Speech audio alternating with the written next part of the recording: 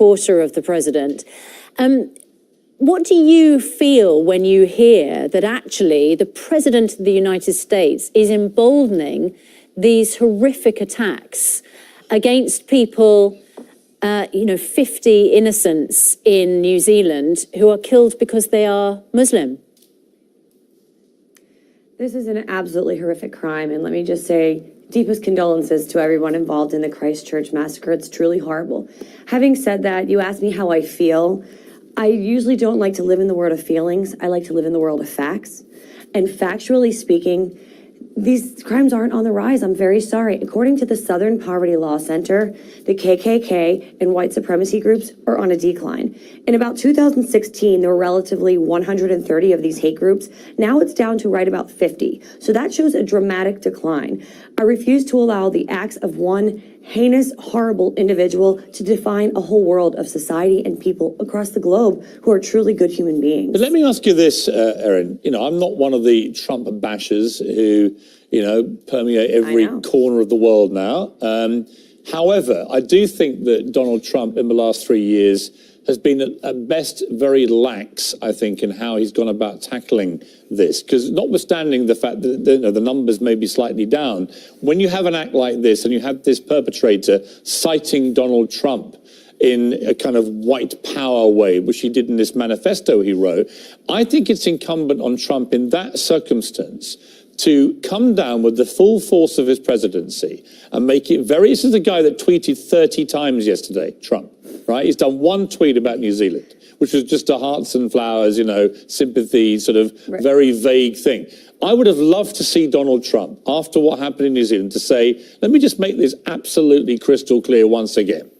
I am completely opposed to white supremacists, to everything they stand for. I'm also opposed to far-right extremists and everything they stand for. And his failure to do that, because he does it a lot after ISIS attacks, his failure to do it looks like he cares more when ISIS does it, or groups like that, Islamist groups, Muslim groups, than he does when Muslims are the target.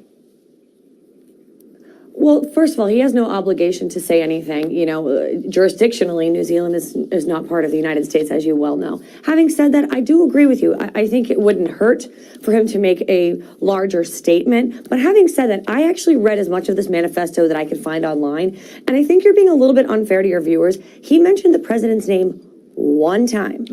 And half of the sentence you guys have been going, on and on about how he said that there's the white supremacy elements. However, when he said, basically a question he asked himself, do I support the president? He said, dear God, no. So we have to really be careful what your viewers are retaining here and understanding here. He did not say he was a supporter of the president. He actually said the video game Fortnite was the reason why he may have engaged in these behaviors. So we have to be very careful what your viewers are hearing and understanding. Well, it's not as simple as that. It's the people that stand for this. He always has to somehow try and, muddy the waters and make out there's a moral equivalence. Well, he did tweet on this subject, his condolences, and we know that for a fact. And he said he was still gathering information about the situation.